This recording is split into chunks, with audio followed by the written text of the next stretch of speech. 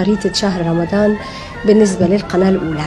إن شاء الله الافتتاح كل يوم هيكون الساعة 12:30 في فترة الظهيرة، ما عدا يوم الجمعة هيكون الإرسال هيبدأ الساعة 10 صباحا، ومن 1 لحد 2:30 هيكون في برامج تعليمية. أما كل يوم في فترة الظهيرة الساعة 2:30 إن شاء الله بنقدم فيلم عربي علشان تسلوا صيامكم معاه.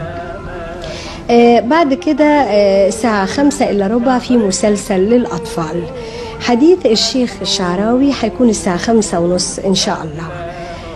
الساعة 6:30 بنقدم لأطفالنا الأحباء مسلسل بوجي وطمطم اللي هم بيحبوه وبينتظروه دايما. فوزير عمو فؤاد بطولة فؤاد المهندس ومشيرة ومن إخراج محمد رجائي هتلتقوا بيها في 7 مساء. والساعة 7:15 برنامج جديد بعنوان أشياء مرفوضة من إخراج شكري أبو عميرة. فوزير رمضان واللي بتقوم ببطولتها السنة دي الفنانة الاستعراضية نيلي هتكون الساعة 8:15 إن شاء الله. أما ألف ليلة وليلة فهتكون الساعة 8:30.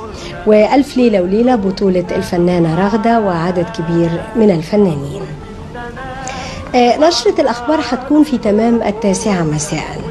أما المسلسل العربي رأفت الهجان واللي كلكم بتنتظروه واللي بنذيع منه هذه الأيام الجزء الأول، والمسلسل طبعا بطولة الفنان محمود عبد العزيز، يسرى إيمان الطوخي ومن إخراج يحيى العلمي.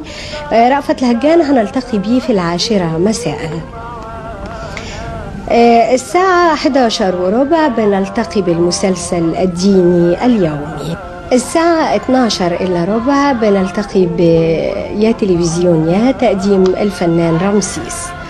أما بالنسبة لسهرات القناة الأولى فيوم السبت بنسهر مع نادي السينما، يوم الحد جولة الكاميرا وسهرات درامية مختلفة، يوم الاثنين سهرة منوعات، يوم الثلاث فيلم عربي، ويوم الأربع اخترنا لك، ويوم الخميس بنقدم أسماء الله الحسنى وفيلم عربي. أما يوم الجمعة فبنقدم فكر ثواني واكسب دقايق.